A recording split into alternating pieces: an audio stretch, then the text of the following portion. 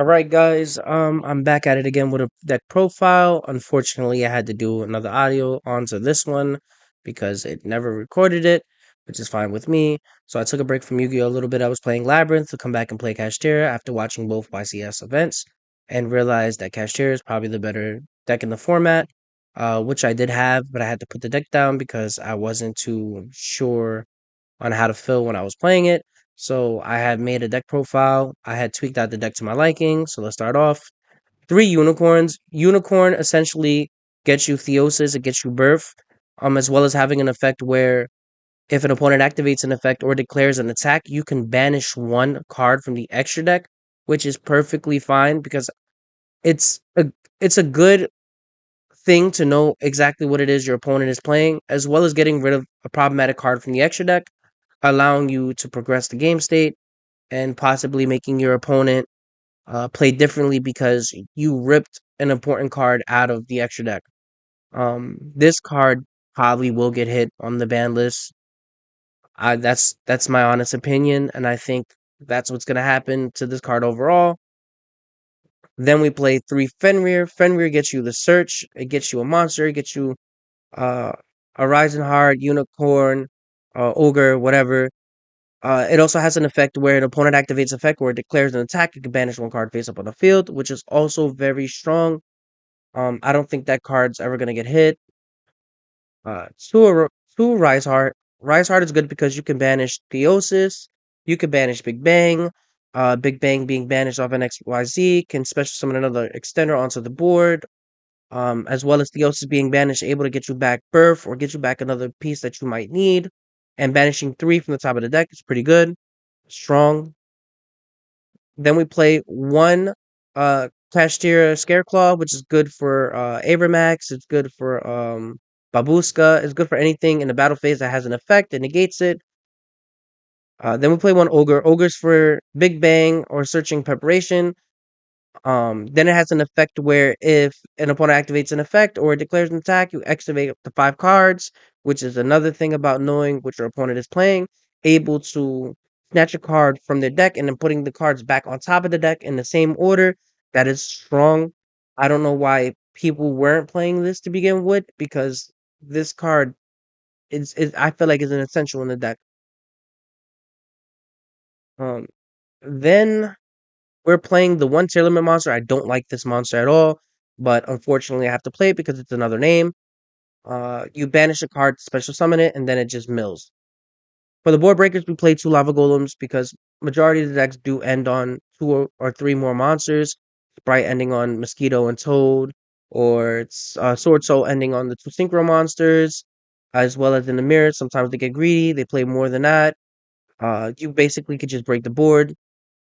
Um, this is a good card. Also, burning your opponent during standby.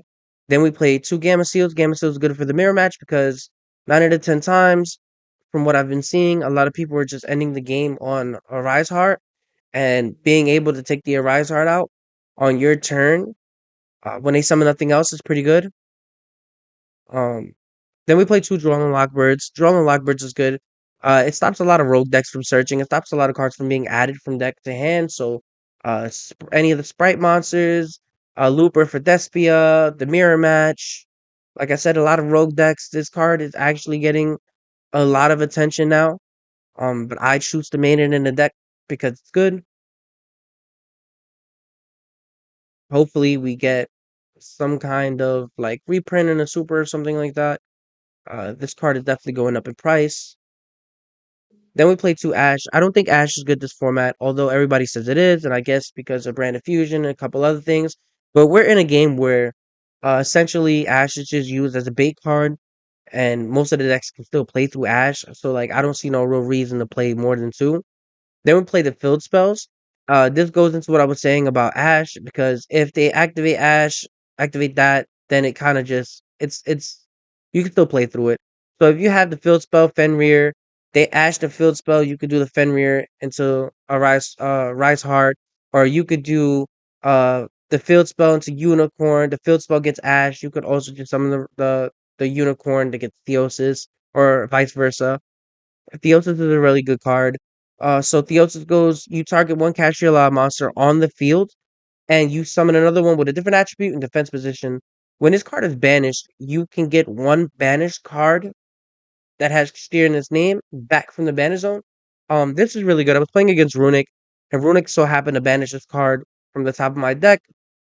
Being able to activate and getting a search back, or getting a banished card, not a search. I'm sorry, getting a banished card back, allowing me to, to move forward and combos. And it's just, I think it's a good card. This card might also get hit, honestly, with Unicorn. I don't think like those two cards are gonna survive. Unicorn and Theosis might be down to one. Um, they're both very strong, honestly. Then we played two Births. I know a lot of people are playing three. I don't feel the need to play three because Birth is still searchable. This card is very good. Once again, because I was playing Runic, they activated a spell on resolution. It got the banish three. You could normal summon a monster without tributing, as well as summoning one that's banished or in the graveyard. This card right here is probably the best card in the deck. I was watching Enzo, who had won YCS Philly. He made a lot of sense playing this over Book of Eclipse because there'll be times where you cannot break the board off of Book of Eclipse and your opponent still gets the draw and you're just giving the advantage. And I think this card is way better, way better than Book of Eclipse. That's just me though. It's also good for the mirror match because then if you draw phase, activate, book their Arise Hard if they're only playing the one Arise Hard and ending for turn. I think it's pretty good. It stops Sword Soul on activation. You just book. They reveal with that. You just book it. Lance is very good. So like Labyrinth goes to Pulse, or they go to Imperm Unicorn. You activate this.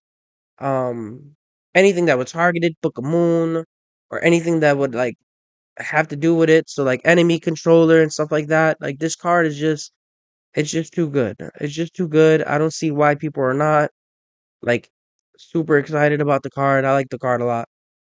Three Pot of Prosperity. I know a lot of people that are cutting the third Pot of Prosperity to play two Desire, two Prosperity, or cutting Prosperity altogether for Desire. I don't think Desire is a good card. I think it's terrible in the deck.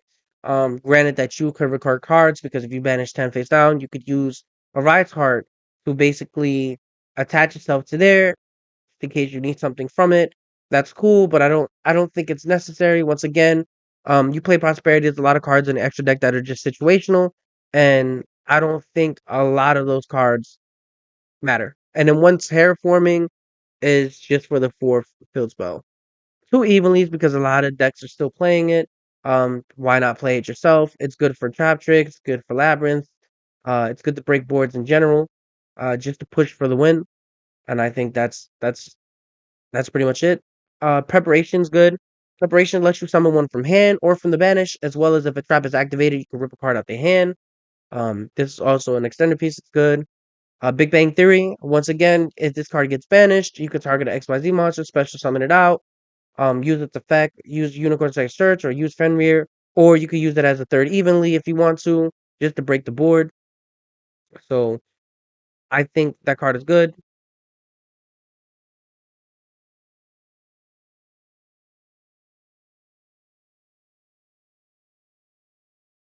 I think we're going into the extra deck now. So let's see how this pans out. And let's see how this works. We play the One Eyes Jade. I think this card is very good. Runic being able to banish, Spice Smashers being able to banish, the Mirror Match banishing. This card says no to banishing altogether, as well as negating the card and your opponent not being able to activate the card. So that's pretty strong. We play two Riot's Heart. A lot of people are playing three. I don't think you should ever play uh three. You can play two. I don't think you're ever gonna need the third one, realistically. Being able to recur cards that are banished, as well as detaching three to banish one card face down is pretty good. Shangri-La, I feel like this card's not getting enough play. Dark Arm, good for popping back row. Zeus for sending cards. Uh, Two Big Eyes because they like to hit one of them. One Diabolos, one Dark Flare, did one Goliath, and one Linkuriboh because Ibli's still a thing, and one Draco Sack. I have yet to make the side deck. When I do, I will get back to you guys. I hope you enjoy the rest of your day.